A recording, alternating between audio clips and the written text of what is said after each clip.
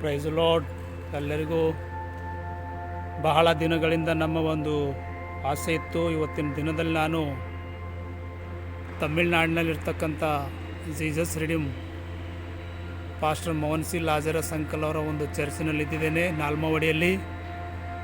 ದೇವರ ಕೃಪೆಯಿಂದ ಇವತ್ತಿನ ದಿನದಲ್ಲಿ ಇಲ್ಲಿಗೆ ಬರುವುದಕ್ಕಾಗಿ ಸಾಧ್ಯವಾಯಿತು. ಪ್ರೀತಿಯ ದೇವರ ಮಕ್ಕಳೇ, ನೀವು ನೋಡ್ತಕ್ಕಂಥದ್ದು ಇದು ಎಲ್ಲ ಜೀಸಸ್ ರಿಡೀಮ್ ಮಿನಿಸ್ಟ್ರಿ ನಾಲ್ಮವಡಿಯಲ್ಲಿ ತಮಿಳ್ನಾಡಿನಲ್ಲಿದೆ. ಇದು ಈ ಒಂದು ದೇವರ ಗುಡಾರದಲ್ಲಿ ನಾನು ಬಂದಿದ್ದೇನೆ.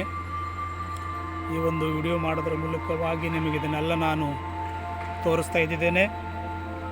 ಶನಿವಾರ ಮತ್ತು ಭಾನುವಾರ ದಿನದಲ್ಲಿ ಇಲ್ಲಿಂದಲೇ ಅವರು ನಮಗೆ ಪ್ರಾರ್ಥನೆಗಳೇನು ಮಾಡ್ತಾರೆ ಅಂದರೆ ಮಾಡ್ತಕ್ಕಂಥವ್ರಾಗಿದ್ದಾರೆ. ನಾವು ನೋಡ್ತೇವೆ, ಇದು ಮುಂದಿನ ಸ್ಟೇಜ್ ಅದ.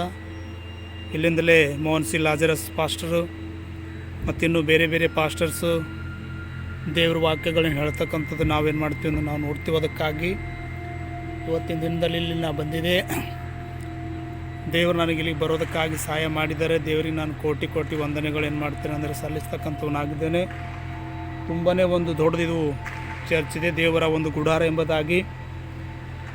ಆ ಒಂದು ದೇವರ ಗುಡಾರದಲ್ಲಿ ನಾನು ಇವತ್ತಿನ ದಿನದಲ್ಲಿ ಇದ್ದಿದ್ದೇನೆ. ಈ ಒಂದು ವಿಡಿಯೋ ಮೂಲಕವಾಗಿ ನಿಮ್ಮನ್ನು ಕೂಡ ನಾನು ಇದನ್ನು ತೋರಿಸ್ತಾ ಇದ್ದಿದ್ದೇನೆ. ನೀವು ನೋಡ್ಬೋದು, ತುಂಬ ದೊಡ್ಡದಾಗಿರ್ತಕ್ಕಂಥ ಈ ಒಂದು ಹಾಲ್ ಇದೆ. Pastor Mohan C Lazarus uncle ಅವರಿಗೆ ದೇವರು ಯಾವ ರೀತಿಯಿಂದ ದರ್ಶನಗಳನ್ನು ಕೊಟ್ಟಿದ್ದಾರೋ ಅದೇ ರೀತಿಯಿಂದ ಇದನ್ನು ಕಟ್ಟಿದ್ದಾರೆ.